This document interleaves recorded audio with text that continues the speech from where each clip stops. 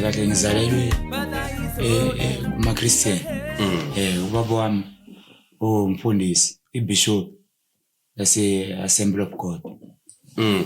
Bengumuntu nje okade ethanda kakhulu kwe Sunday school. Yebo. Ukudlula bonke abafowethu labengizalwa nabo. Thema nangokukhulu eminyaka la ko 15 years waqala ungathekho uSathane.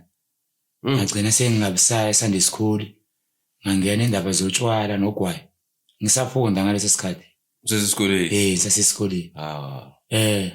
Kusho ukuthi ngabaleka ngisho nasekhaya bengingasweli lutho ekhaya, benginika yonke into, bengikhokhela nemali yesikole.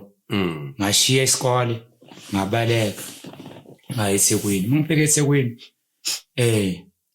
ngajoyina igangsterism.